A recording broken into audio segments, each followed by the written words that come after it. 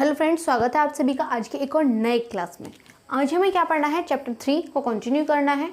हमें पढ़ना है प्रॉपर्टीज़ ऑफ मेटल या फिर फिजिकल प्रॉपर्टीज़ ऑफ मेटल्स। इसके बाद हम देखेंगे मतलब नॉन मेटल्स की प्रॉपर्टीज़ देखेंगे और इसके नेक्स्ट जो लेक्चर आएगा उसमें हम देख रहे होंगे इनकी केमिकल प्रॉपर्टीज़ के बारे में। क्लियर हो इतनी बात? आगे देखिए।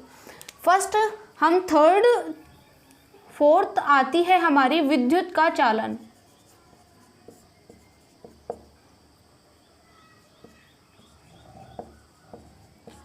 यानी कि जो धातुएं हैं वो विद्युत का चालन करती हैं। इससे हमारा क्या तात्पर्य है? धातुएं विद्युत का चालन करती हैं, दैट मीन्स धातुएं अपने अंदर से विद्युत को फ्लो होने देती हैं, यानी कि विद्युत का प्रवाह होने देती हैं। इस कथन का यह तात्पर्य या फिर इसका यह मीनिंग होगा। धातुएं विद्युत का चालन करती हैं, इसका मतलब है कि धातुएं अपने अंदर से विद्युत को प्रवाहित होने देती हैं। या फिर इनके अंदर क्या पाए जाते हैं? फर्स्ट बात है, इनके अंदर पाए जाते हैं मुक्त इलेक्ट्रॉन्स। क्या पाए जाते हैं? इनके अंदर मुक्त इलेक्ट्रॉन्स पाए जाते हैं, जिसके कारण ये विद्युत का चालन करती हैं। सबसे पहले आता है हमारा जो विद्युत का चालन करती है वो होती है हमारी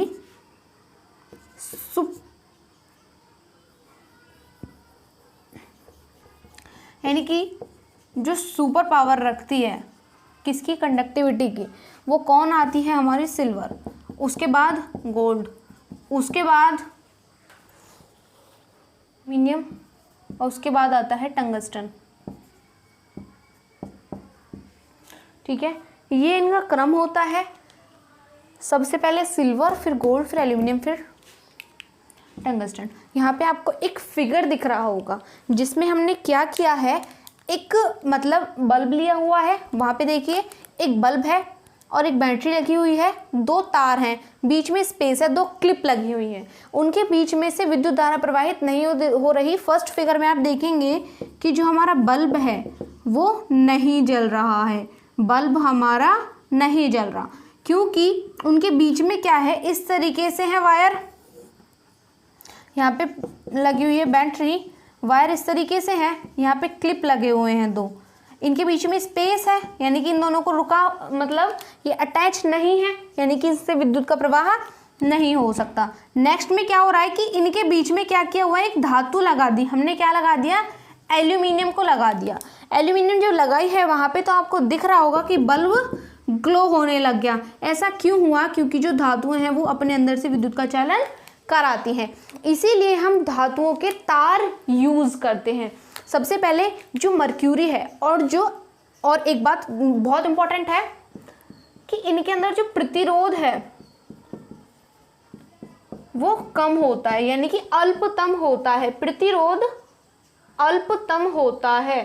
प्रतिरोध क्या होता है? अल्पतम होता है। ठीक है, मुक्त इलेक्ट्रॉन्स पाए जाते हैं, विद्युत का चालन करती हैं और प्रतिरोध क्या होगा इनका? अल्पतम होता है। क्लियर हुई इतनी बात? आगे देखिए, इतनी बात तो आपको समझ में आ ही गई होगी।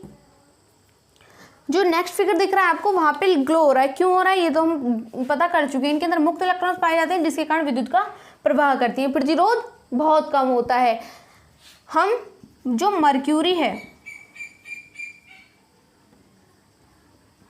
मर्क्यूरी और आयरन, इनमें क्या होता है? प्रतिरोध ज़्यादा होता है। प्रतिरोध क्या होता है? हमारा रेजिस्टेंस जो है वो ज़्यादा होता है, जिसकी वजह से ये क्या करती हैं? विद्युत का प्रवाह आसानी से नहीं करती, हार्डली करती हैं। ठीक है, यानी कि प्रतिरोध इनमें ज़्यादा पाया जाता है। क्लियर हो इतनी बात? आगे चलें। फिर आता है कि जो धातुएं हैं हमारी, नेक्स्ट पॉइंट आता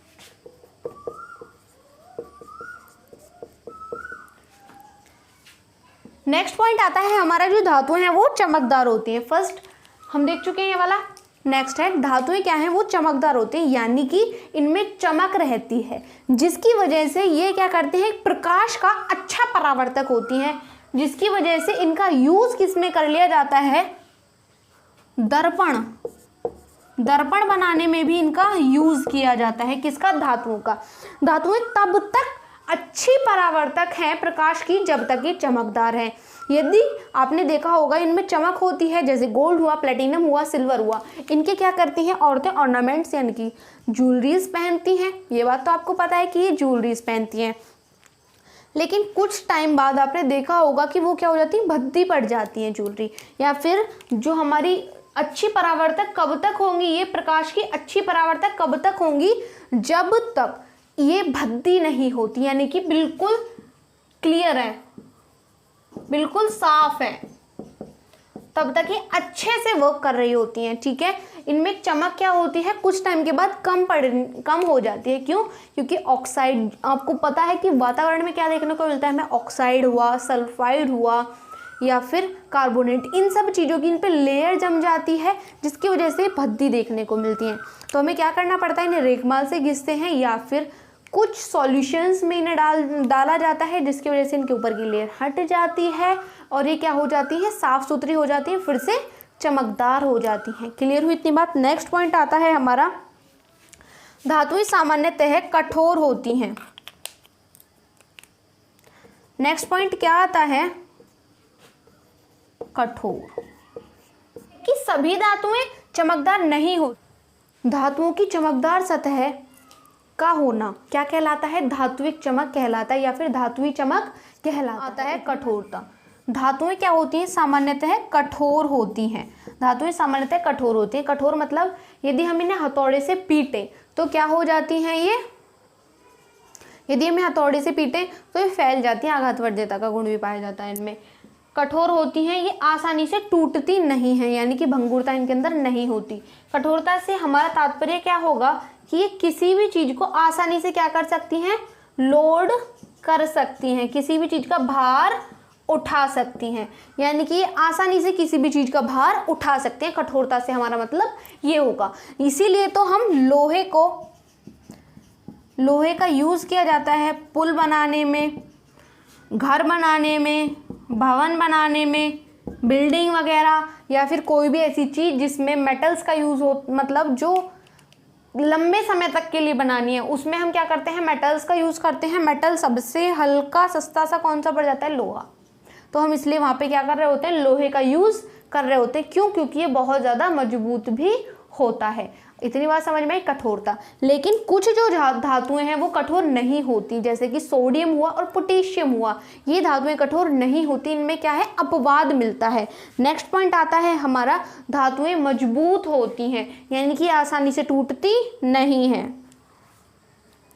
और इस पॉइंट पे आ जाता है हमारा मजबूत।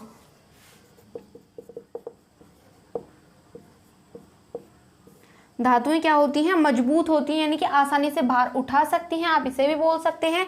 और इसमें आप ऐड ऑन कर सकते हैं, कठोरता पाई जाती है, यानी कि चाकू से नहीं कटेंगी, यानी कि यदि हम इन्हें चाकू से काटने की कोशिश करें तो ये नहीं कटती हैं। क्लियर हुई इतनी बात। मजबूती के लिए हम यूज़ कर लेते हैं, ये मजबूत होते हैं, किसी भी चीज़ को अपने अंदर क्या कर सकती हैं, मतलब मजबूती इनके अंदर बहुत ज़्यादा पाई जाती है, यानी कि धातुएं क्या होती हैं, मजबूत होती हैं, आसानी से टूटती नहीं हैं। किसी भी चीज़ को लोड करने के लिए, उठाने के लिए, भार को पकड़ने के लिए, या फिर बेल वगैरह बनाने के लिए हम किसका यूज़ करते हैं, धातुओं का यूज़ करते हैं। किसका यूज़ करते हैं, धातुओं का यूज़ करते हैं। नेक्स्ट, धातुएं क्या है, कमरे के ताप पे क्या होती है, सामान्यतः ठोस होती हैं। कमरे के ताप पे ठोस होती हैं, बस मर्क्यूरी ऐसा है जो कमरे के ताप पर ठोस नहीं होता। नेक्स्ट पॉइंट आता है हमारा कि जो धातुएं हैं वो उनके क्वथनांक और गलनांक क्या होंगे, उच्च होंगे। क्वथनांक उच्च, गलनांक भी उच्च, मतलब ये बहुत ज़्यादा हाई टेम्परेचर पे क्या होंगी, पिघलना स्टार्ट होंगी। इतनी बात आपको समझ में आई। जैसे कि आयरन धातु है, उसका जो गलनांक और उसका जो क्वथनांक है वो कितना है, किसका, आयरन का। आयरन धातु का गलनांक है 1535 डिग्री सेल्सियस, यानी कि इतने ज़्यादा टेम्परेचर पे ये बॉयल होना स्टार्ट होगी, पिघलना स्टार्ट होगी। ठीक है, इसलिए नेक्स्ट पॉइंट आता है, क्वथनांक और गलनांक क्या होते हैं, इनके उच्च होते हैं। लेकिन अपवाद देखने को मिलता है जब हम क्या करते हैं, सोडियम पोटेशियम, गैलियम, इन सब चीज़ों को देखते हैं तो इनके जो गलनांक और जो धातुएं हैं उनके क्वथनांक और गलनांक उच्च होते हैं, यानी कि बहुत ज़्यादा टेम्परेचर पे वो पिघलना स्टार्ट होते हैं। जबकि हम देखें कुछ धातुएं ऐसी हैं जैसे कि सोडियम हुआ, गैलियम हुआ, पोटेशियम हुआ, सीजियम हुआ, इनके टेम्परेचर यानी कि इनके बॉइलिंग पॉइंट्स आप देख सकते हैं कि कितने ज़्यादा कम हैं। 98 degree Celsius, 30 degree Celsius, 64 degree Celsius, 28 degree Celsius, यानी कि इनके इतने कम क्वथनांक होते हैं। है हमारा कि इनका जो घनत्व है, घनत्व वो क्या होता है, बहुत ज़्यादा होता है। इसका मतलब है कि इनमें वजन बहुत ज़्यादा होता है। घनत्व ज़्यादा यानी कि वजन ज़्यादा। घनत्व बराबर क्या होता है, द्रव्यमान बटे आयतन।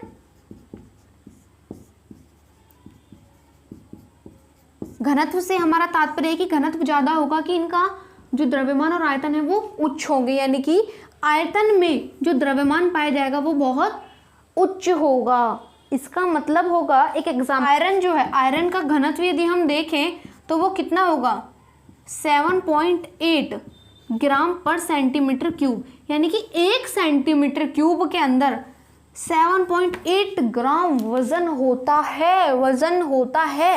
ये होगा घनत्व का मतलब। जबकि हम कुछ और धातुएं देखें जो अपवाद हैं, जैसे कि हमारा गैलियम हुआ, सीजियम हुआ, उनके पॉइंट्स में निकल जाते हैं। और पोटेशियम, इनके जो घनत्व है वो कितने ज़्यादा कम है, पॉइंट्स में ही है। अब एक बात हम यहाँ पे इंटरेस्टिंग बता देती हूँ कि गैलियम और सीजियम आप देख पा रहे हैं कि कितना कम है, 28 डिग्री सेल्सियस, 30 डिग्री सेल्सियस। जब हम इन्हें हाथ में लेते हैं ना अपने हाथ में, तो क्या होता है, हाथ में पिघलने लग जाते हैं हमारी बॉडी की हीट से ही। देख लो ये धातुएं हैं जो कि बिल्कुल धातुओं के नाम पे कलंक हैं। अब देखो सोडियम और पोटेशियम कितना हो रहा है, 0.97 ग्राम पर सेंटीमीटर क्यूब, पोटेशियम 0.86 ग्राम पर सेंटीमीटर क्यूब। और एक और बात आती है कि इनमें क्या होता है, वजन, सॉरी मतलब जब इन्हें पीटा जाता है तो क्या निकलती है, ध्वनि, यानी कि जब इन्हें आपस में मारा जाता है तो ध्वनि निकलती है। यही कारण है कि घंटे बनाने में हम किसका यूज करते हैं, मेटल्स। बोल लीजिए, ध्वनिज या फिर अनुनादी होती हैं ये धातुएं। आई होप आपको बहुत मजा आया हो धातुओं के गुणधर्म समझने में। अब हम नेक्स्ट चलते हैं अधातुओं के गुणधर्म के बारे में। अधातुएं जस्ट इनके अपोजिट होती हैं, जस्ट अपोजिट। अधातुएं जो हैं वो ना तो आघातवर्धीय होती हैं ना ही तन्य होती हैं। ना तो उनमें आघातवर्धीयता पाई जाती है ना उनमें तन्यता पाई जाती है। तो क्या पाया जाता है, इनका एक अभिलाक्षणी गुणधर्म है कि इनमें पाई जाती है भंगुरता। मैं लिख देती हूँ, क्या पाई जाती है, भंगुरता। इनमें भंगुरता पाई जाएगी, ये चीज़ें नहीं पाई जाएंगी, यानी कि हथौड़े से पीटने पर ये क्या हो जाएंगी, बिखर जाएंगी टुकड़ों में। जैसे कि सोडियम, सल्फर और फॉस्फोरस। सल्फर और फॉस्फोरस को जब हम पीटेंगे तो क्या हो जाएंगी, ये भंगुर हो जाएंगी। अधातुएं जो ऊष्मा और विद्युत की चालक नहीं होती हैं, सिर्फ कुछ अपवाद होते हैं जो विद्युत और ऊष्मा की चालक होती हैं। देखिए नेक्स्ट पॉइंट आता है कि विद्युत व ऊष्मा, विद्युत व ऊष्मा की चालक नहीं होती। क्यों? क्योंकि इनमें मुक्त इलेक्ट्रॉन्स नहीं पाए जाते। इतनी बात आपको पता होनी चाहिए कि इनमें मुक्त इलेक्ट्रॉन्स नहीं पाए जाते, विद्युत और ऊष्मा की चालक नहीं होती हैं। ठीक है, अब देखिए नेक्स्ट पॉइंट आता है हमारा, लेकिन इसमें कुछ अपवाद हैं, जैसे कि ग्रेफाइट। ग्रेफाइट जो है कार्बन, कार्बन का क्या है, अपर रूप, वो हम नेक्स्ट चैप्टर में रीड आउट कर रहे होंगे। कार्बन का ये अपर रूप है, ये क्या करता है, विद्युत का चालन करता है। ये इसका क्या हो गया, अपवाद होता है। क्लियर हुई इतनी बात? आगे देखिए क्यों, क्योंकि इसकी स्ट्रक्चर किस तरीके से होती है वो हम आगे चैप्टर में देखेंगे कि इसकी स्ट्रक्चर की वजह से और इसके अंदर जो इलेक्ट्रॉन्स का स्ट्रक्चर है उसकी वजह से क्या होता है, ग्रेफाइट इलेक्ट्रॉन्स को फ्लो करता है। धातुएं चमकदार नहीं होती हैं, ये क्या होती हैं, भद्दी होती हैं देखने में। ठीक है, और एक बात रह गई कि जो भंगुरता है वो क्या देखी जाएगी, सिर्फ हम ठोस पे ही भंगुरता को देख रहे होंगे। ठोस चीजें जो होती हैं उन पे ही भंगुरता को देख रहे होते हैं, और ये क्या है, ठोस हैं। जो द्रव हैं और जो क्या है, गैसेस हैं, उनके लिए भंगुरता अप्लाई नहीं होगी। ये बात भी आपको याद रखनी है। धातुएं चमकदार नहीं होती, सिर्फ क्या होती है, आयोडीन, आयोडीन चमकदार, सिर्फ आयोडीन के अंदर चमक पाई जाती है, ये हो जाएगा इसका अपवाद। सिर्फ आयोडीन एक ऐसी धातु है जिसमें क्या पाई जाती है, चमक पाई जाती है।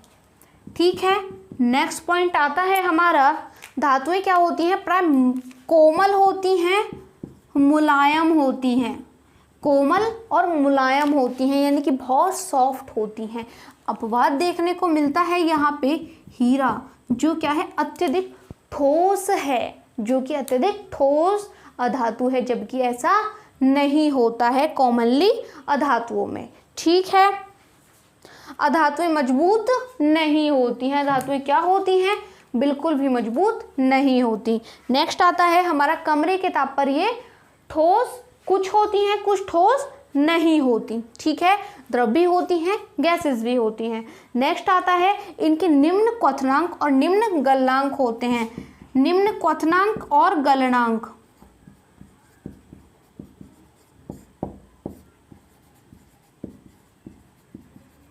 इनके गलनांक और क्वथनांक क्या है, निम्न होते हैं। लेकिन हमें यहाँ पे अपवाद देखने को मिलता है कि जो हीरा है उसका 3500 डिग्री सेल्सियस से भी ज़्यादा क्या होता है, क्वथनांक होता है, जो कि बहुत ज़्यादा हाई है।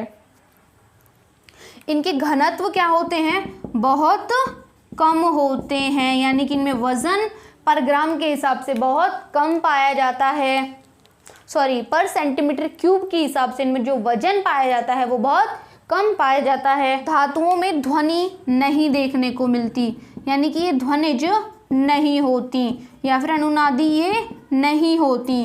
नेक्स्ट पॉइंट आता है हमारा, इनके जो रंग हैं वो कई तरीके से रंग हो सकते हैं और ये भिन्न भिन्न रंगों की होती हैं। भिन्न रंग जैसे कि गैसेस हुई, वो क्या होती हैं, रंगहीन होती हैं, गैसेस रंगीन होती हैं। सल्फर पीला हुआ, फास्फोरस सफ़ेद या लाल हो सकता है। हमने आज इनके इतने सारे गुणधर्म डिस्कस कर लिए कि धातुएं किस तरीके से होती हैं, अधातुएं किस तरीके से होती हैं। अब आपने देखा कि यहाँ पे हर जगह तो अपवाद देखने को मिल रहे हैं। क्या हम ऐसे डिफाइन कर पाएंगे कि ये धातु है या धातु है? यदि हमें गुणधर्म दे दिए जाएं तो क्या हम डिफाइन कर पाएंगे? नहीं कर पाएंगे, ऑब्वियस सी बात हो गई। तो हमें क्या करना होता है, इनकी केमिकल प्रॉपर्टीज़ को पढ़ना होता है, रासायनिक गुणधर्म को पढ़ना होता है। इसलिए बनाए जाते हैं रासायनिक गुणधर्म, ताकि हम पता लगा सकें कि धातुएं कौन सी होंगी और अधातुएं कौन सी होंगी। हम मिलते हैं इसके बाद नेक्स्ट वीडियो में। नीचे जो व्हाट्सएप नंबर शो है वहाँ पे आप कांटेक्ट करेंगे तो आपको यहाँ के इनके नोट्स मिल जाएंगे, फिजिक्स, केमिस्ट्री, बायोलॉजी, जिसके आप चाहें। कोई भी कमेंट है, यदि आपको कोई भी डाउट है तो कमेंट बॉक्स में लिख दीजिएगा, उसका सॉल्यूशन 100% करने की कोशिश की जाएगी। उसके बाद हम मिलेंगे नेक्स्ट वीडियो में। बाय।